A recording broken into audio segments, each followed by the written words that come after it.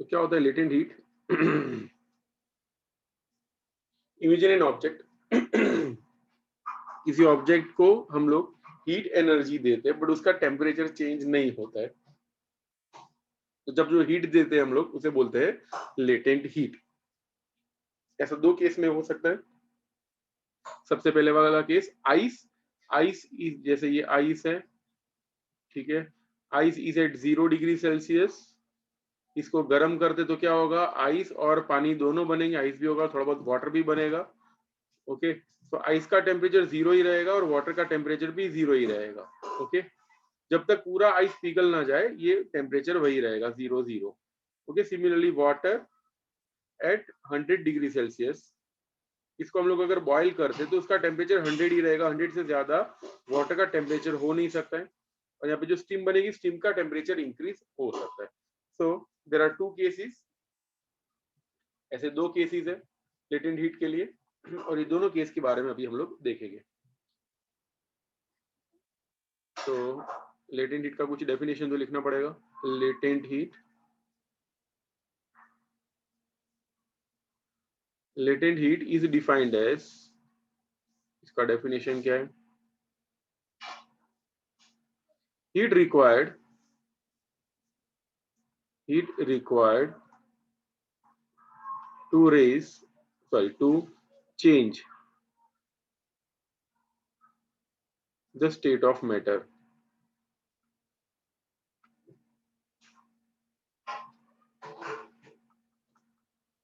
Okay, heat required to change the state of matter, उसको बोलते हैं लेटेंट हीट। दो टाइप की लेटेंट हीट होती है। Latent heat are of two types.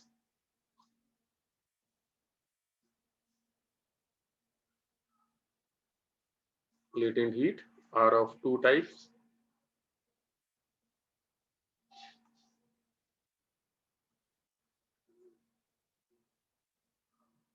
Number one, latent heat of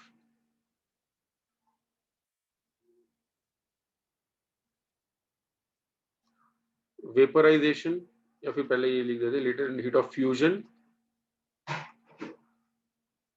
जिसे indicate करते हैं LF से। और दूसरा होता है लेटेंट हीट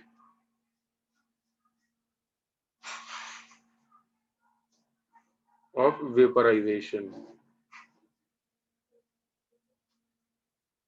इसे इंडिकेट करते हैं LV से। ओके, लिख लो जल्दी से, उसके बाद बताता हूँ लेटेंट हीट ऑफ फ्यूजन क्या होगा और वेपराइजेशन क्या होगा। जल्दी करना जरा। सबसे पहले देखते हैं LF यानी लेटेंट हीट ऑफ फ्यूजन क्या होता है। It is heat required, heat required to convert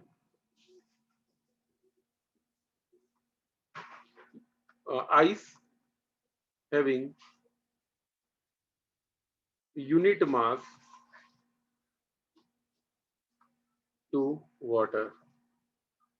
ठीक है, तो यूनिट मास ऑफ आइस को वाटर में कन्वर्ट करने के लिए जो हीट एनर्जी की जरूरत पड़े उसे बोलते हैं लेटेंट हीट ऑफ फ्यूजन। यानी लेटेंट हीट ऑफ फ्यूजन क्या होगा, LF is equal to heat required per unit mass यानी Q/M। इसीलिए बोल सकते हैं Q is equal to LFM। Q is equal to LFM ऐसा बोल सकते हैं। yes, तो LF का यूनिट यानी लेटेंट हीट ऑफ फ्यूजन जो है इसका यूनिट क्या होगा, इसका यूनिट होगा ग्राम, सॉरी, अर्ग पर ग्राम, कभी कभी कि जूल पर ग्राम भी होता है, या कभी कभी कैलोरी पर ग्राम होता है, या कभी कभी ग्राम, सॉरी, जूल पर केजी होता है। ठीक है, जो जनरली यूज होता है यूनिट वो ये वाला है। ठीक है, जूल पर केजी यूज होता है generally and calorie per gram use होता है। तो there are two units for this thing, joule per KG या फिर कैलोरी पर ग्राम। तो see ice having unit mass, एक यूनिट मास, जैसे अगर मैं 1 kg ऑफ आइस ले लेता हूँ, ठीक है, if I take 1 kg of ice, जैसे ये आइस है 1 kg, ice is having 1 kg mass. इसको अगर मैं नीचे से हीट करता हूँ, ठीक है, मैंने हीट किया, और हीट करने से क्या होगा, आइस मेल्ट होगा। तो आइस पूरा का पूरा जो मेल्ट हो जाए तो उसके लिए जो एनर्जी की जरूरत पड़ेगी इधर, it is found to be 3.35 into 10⁵, 3.35 into 10⁵ joule. जब इतनी एनर्जी 1 kg आइस को अगर देते तो वो वाटर में कन्वर्ट हो जाता है। यानी ये आइस को मैं इतनी हीट एनर्जी दे रहा हूं, तो इतनी हीट एनर्जी वो किस में यूज करेगा, अपना स्टेट ऑफ मैटर चेंज करने में। टेम्परेचर बिल्कुल भी इंक्रीज नहीं होगा।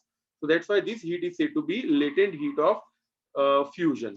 so latent heat of fusion for ice, बाकी सब मटेरियल के लिए भी होता है, बट जो न्यूमेरिकल्स हमको पूछेंगे, देखो एक तो ये निकल गया है सिलेबस से, अगर मान लो इसके ऊपर से क्वेश्चन आ भी जाता है तो आइस वाला ही होगा। और न्यूमेरिकल्स में 99% आपको ये डेटा दिया होता है, व्हाट इज लेटेंट हीट, यानी वो वैल्यू जो होती है वो दी होती है।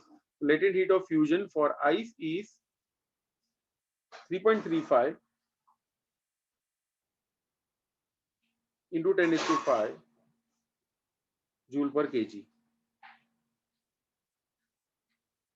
ठीक है, ये वैल्यू एग्जाम में लिखना जरूरी नहीं है, बट याद रखना this is for ice.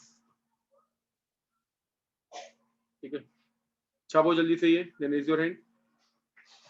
Okay, मैं फिर से बताता हूँ वन मोर टाइम। ये आइस है, ठीक है, आइस 1 kg आइस है, 1 kg of ice. 1 kg of ice को गर्म करते तो वो पानी में कन्वर्ट हो जाएगा। तो 1 kg आइस पूरा का पूरा अगर पानी में कन्वर्ट करना हो तो कितनी एनर्जी की जरूरत पड़ती है, तो पर केजी, देखो नीचे जो होता है वो पर केजी होता है, तो पर केजी इतना जूल एनर्जी चाहिए होता है। कितना, 3.35 into 10⁵ joule. This much energy is required to convert 1 kg of ice to water. Okay,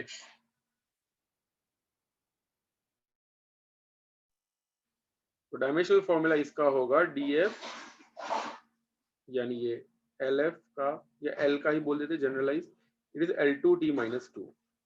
इसके डायमेंशनल फॉर्मूला में मास नहीं आएगा। आगे देख लेते हैं latent heat of vaporisation, LV, latent heat of vaporisation क्या होता है, it is heat required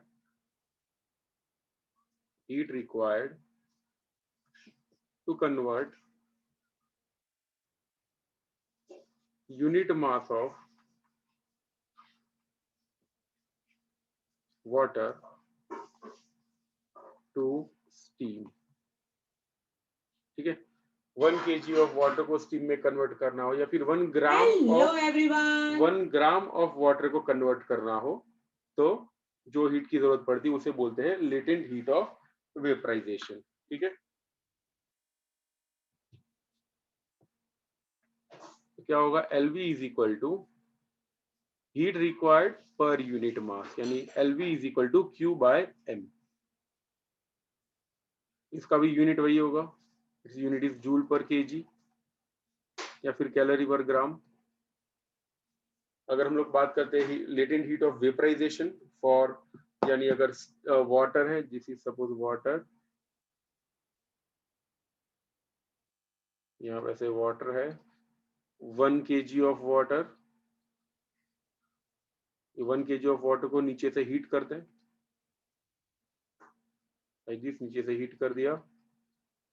heat करेंगे तो क्या होगा, ये 1 kg of water will get converted into steam. तो 1 kg ऑफ वाटर को स्टीम में अगर कन्वर्ट करना हो तो जो हीट की जरूरत पड़ती है वो जनरली होती है 2.256। कितना होता है, Q required is 2.256 into 10⁶ joule per KG. ठीक है, इतनी हीट की जरूरत पड़ती है, इसीलिए इसका LV for steam, LV for steam, यानी latent heat of vaporisation for steam, of course water का ही स्टीम होगा ये, इस कितना होता है 2.256 into 10⁶ joule per KG.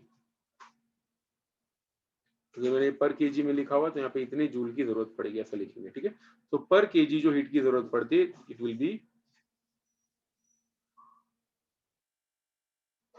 Okay 1 kg of water को कन्वर्ट करना हो तो जो भी आएगा that will B this much. अगर मान लो 1 लीटर बोला हो, ठीक है, 1 litre, so LV for steam, याद रखना LV for steam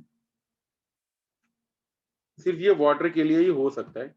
it is also 2.256 into 10⁶ joule पर लीटर। ठीक है, इसको मैं एल भी नहीं बोलूंगा, कुछ और बोलूंगा। वाई? बिकॉज जब लेटेंट हीट की बात चलती है तो नीचे हम लोग हमेशा मास लेते हैं, always mass is taken. Okay, मैं यहाँ पे लीटर कैसे लिख सकता हूँ? Because density is equal to mass upon volume होता है, याद है? Density is equal to mass upon volume. But पानी की डेंसिटी 1 होती है, याद है ना? Density of water is 1 gram में देखे तो, अगर केजी में देखे तो 1000 लेना है।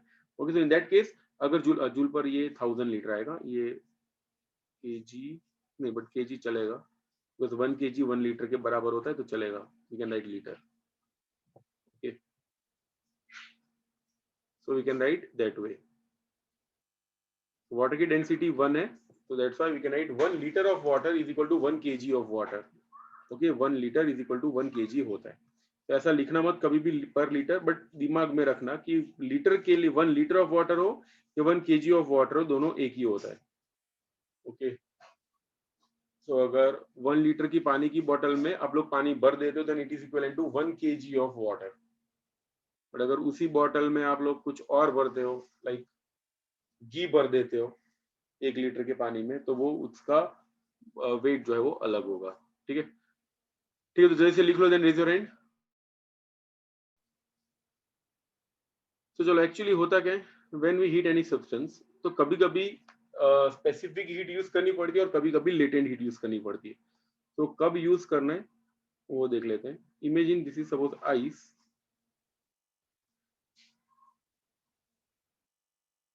यहाँ से स्टार्ट करते हैं। This is ice. आइस को गर्म करेंगे तो आइस ही रहेगा, उसको गर्म करेंगे वाटर में कन्वर्ट होगा। वाटर को चलो ब्लू कलर में दिखा देते हैं। उसको गर्म करेंगे वो वाटर ही रहेगा, उसको और गर्म करेंगे तो वो स्टीम में कन्वर्ट होगा। मैं रेड बता देता हूँ। ठीक है, तो ये सब क्या जादू किया बता देता हूँ।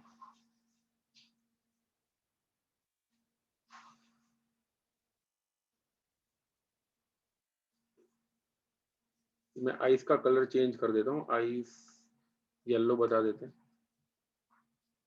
इतना कुछ जाएगा नहीं उसमें। येलो आइस, तो ग्रे कलर का भी होता है आइस तो कभी कभी, चलो चलेगा।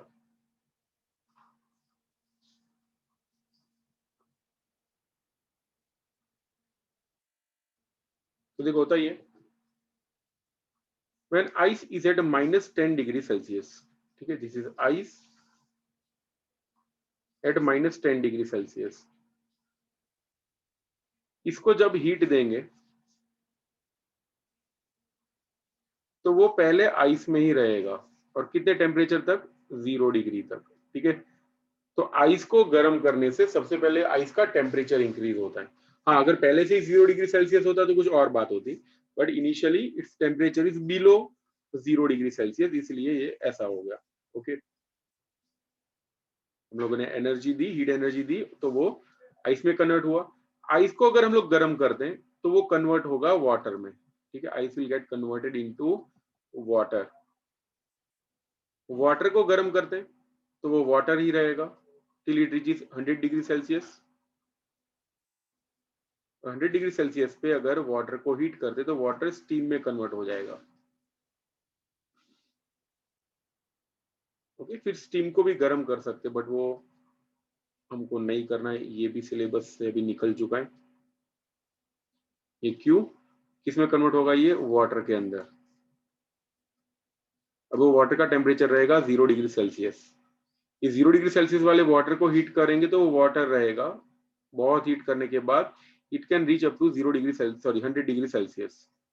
100 डिग्री सेल्सियस वाले वाटर को अगर और ज्यादा गर्म करते तो वाटर का टेम्परेचर वही रहेगा 100 डिग्री सेल्सियस, लेकिन वो किस में कन्वर्ट हो जाएगा? स्टीम में।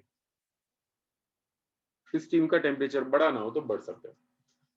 तो बताओ, फर्स्ट वाले केस में कौन सी हीट एनर्जी चाहिए होगी, स्पेसिफिक हीट या लेटेंट हीट?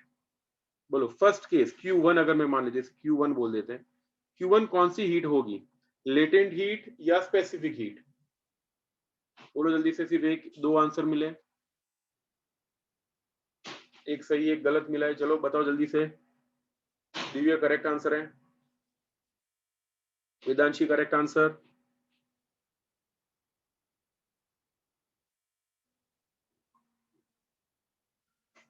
याद करो, लेटेंट हीट कब होती है? जब स्टेट ऑफ मैटर चेंज हो रहा हो। तो पहले केस में स्टेट ऑफ मैटर चेंज हो रहा है, ध्यान से देखो, -10 पे आइस, 0 पे भी ice. Yes Drishna correct answer.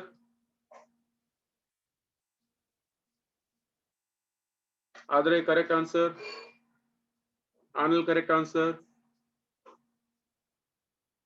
देखो यहाँ पे स्टेट ऑफ मैटर चेंज नहीं हो रहा है, तो स्टेट ऑफ मैटर चेंज नहीं हो रहा तो क्या चेंज हो रहा है? Only, yes Tania correct answer, Priya भी सही। यहाँ पे क्या चेंज हो रहा है? Temperature of the object is changing. समझ में आ रहा है? टेम्परेचर यहाँ पे चेंज हो रहा है, स्टेट ऑफ मैटर चेंज नहीं हो रहा है, इसलिए उसको क्या बोलेंगे? It is called specific heat.